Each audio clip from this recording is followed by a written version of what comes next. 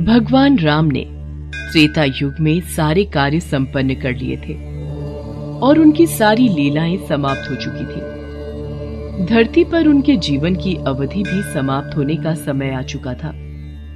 लेकिन समय समाप्त होने के बाद भी मृत्यु के देवता यमराज भगवान राम के समीप उनके प्राण हरने नहीं आ पा रहे थे, क्योंकि रामदूत हनुमान भगवान राम के प्राण रक्षक थे, जो स्वयं महाकाल का एक रूप है और महाकाल से उनके आराध्य भगवान राम के प्राण छीनने की हिम्मत ना तो किसी काल में थी और ना ही किसी अन्य देवता में।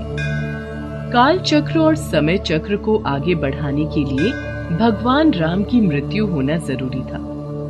ऐसे में भगवान राम ने एक उपाय निकाला और अपनी एक अंगूठी महल के किसी छेद में गिरा दी और हनुमान जी से बोले, हनुमान, मेरी प्रिय अंगूठी धरती में वहां उस छेद में चली गई है। क्या तुम पाताल लोक से मेरी अंगूठी ढूंढकर ला सकते हो? प्रभु, बस इतनी सी बात। मैं अभी जाता हूं और शीघ्र ही आपकी अंगूठी लेकर आता हूं। हनुमान जी अंगूठी ढूंढने पाताल लोक में चले गए। वो अंगूठी को पकड़ने जाते और वो और नीचे चली जाती। हनुमान जी पाताल लोक में पहुंचे। वहां वो नागों के राजा नागराज से मिले। नागराज ने उन्हें अंगूठियों से भरा एक कक्ष दिखाया। इस कक्ष में बहुत सारी अंगूठी रखी हुई हैं। आप प्रभु राम की अंगूठी ढूंढ सकते हैं। यहां तो बहुत सी अंगूठियां पड़ी हैं। इनमें से प्रभु राम की कौन सी है, ये मुझे देखना होगा। राम जी की युक्ति काम आ गई। हनुमान जी अंगूठी ढूंढने लगे। इसमें उन्हें काफी समय लग गया। हनुमान जी को अयोध्या में न देखकर यमराज ने अयोध्या में प्रवेश किया और वे एक संत का रूप धारण कर भगवान राम जी के महल में पहुंच गए। तब संत के भेष में यमराज भगवान राम से मिले और भगवान राम से बोले, प्रभु, आपको मुझे वचन देना होगा कि हम दोनों की बातों को गुप्त रखा जाए और जो कोई भी हमारी बातों को सुने उसे मृत्यु दंड दिया जाए। आप निश्चिंत रहिए, मैं इसी क्षण सभी द्वारपालों को बाहर भेज देता हूँ। राम जी ने लक्ष्मण को बुलाया और उनसे कहा, लक्ष्मण, ये मुनिवर मेरे साथ कुछ गंभीर वार्तालाप करना चाहते हैं।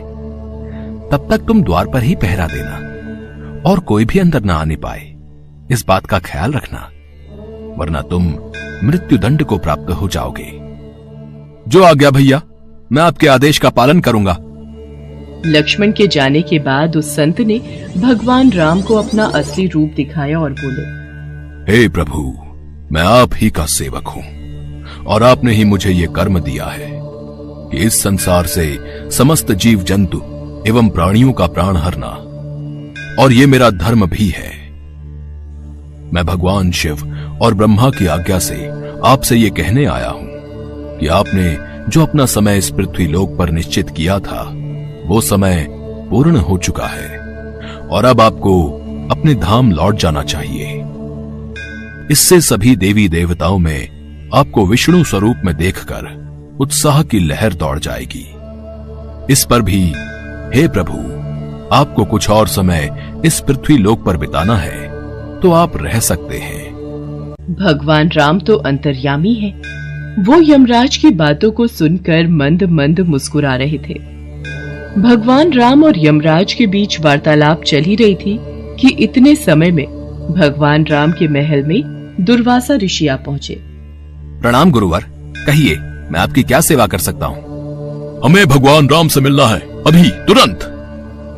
गुरुवर महाराज, भैया राम अभी किसी से नहीं मिल सकते। उन्होंने किसी को भी कक्ष में न आने का आदेश दिया है। मैं उनके समक्ष नहीं जा सकता। लक्ष्मण की बातों को सुनकर दुर्वासा ऋषि को क्रोध आ गया और वो श्राप देने लगे। मेरा इतना घोर अपमान! अगर मुझे राजा राम से नहीं मिलने दिया गया तो मैं पूरी अयोध्या नगरी को अपने श्राप से जलाकर भस्म कर दूंगा। अगर मैं इन्हें भैया के महल में जाने दूं, तो सिर्फ मुझे ही मृत्यु दंड मिलेगा, लेकिन अयोध्या नगरी तो बच जाएगी। गुरुवर, मैं भैया को आपके आने की सूचना देकर आता हूँ। लक्ष्मण भगवान राम के कक्ष में चले गए। लक्ष्मण को सामने देख भगवान राम चौंक गए और यमराज अंतर ध्यान हो गए। राम जी दुखी हुए कि एक राजा होने के नाते उन्हें लक्ष्मण को मृत्यु दंड देना होगा। राम जी ने अपने कुलगुरु से इस विषय में वार्तालाप किया। राम, किसी अपने का त्याग करना भी मृत्यु दंड के बराबर है, इसलिए तुम लक्ष्मण का त्याग कर दो। लक्ष्मण ने गुरुदेव और राम जी के बीच हुआ वार्तालाप सुन लिया और वे श्री राम से बोले, भैया, आप मेरा त्याग मत करना, मैं ये सहन नहीं कर पाऊंगा। आपके वचन का पालन करते हुए मैं स्वयं ही अपने शरीर का त्याग कर दूंगा। लक्ष्मण ने अपने भ्राता श्री राम का वचन निभाने के लिए अयोध्या की सरयू नदी में समाधि लेकर शेषनाग का रूप ले लिया और फिर भगवान विष्णु के निवास स्थान क्षीर सागर में जाकर उत्पन्न हो गए। उसके बाद भगवान राम भी लक्ष्मण के वियोग में थे। उन्होंने भी सरयू नदी में जाकर जल समाधि ले ली और अपने परम धाम को चले गए। उसके पश्चात हनुमान जी जब अंगूठी लेकर वापस लौटे तो प्रभु राम को महल में न पाकर हनुमान जी बहुत दुखी हुए। प्रभु, आपने जानबूझकर मुझे पाताल लोक में भेजा था ताकि मैं आपको रोक ना सकूं। प्रभु, आपकी आज्ञा पाकर मैं धरती पर ही रहूंगा और जहां कहीं भी आपके नाम का भजन और कीर्तन होगा वहां मेरी कृपा हमेशा बनी रहेगी। हनुमान जी को भगवान राम जी से अमरता का वरदान प्राप्त है, इसीलिए कहते हैं कि आज भी जहां कहीं पर भी भगवान राम के नाम का भजन कीर्तन होता है वहां हनुमान जी अवश्य आते हैं और भक्तों को अपना आशीर्वाद देते हैं।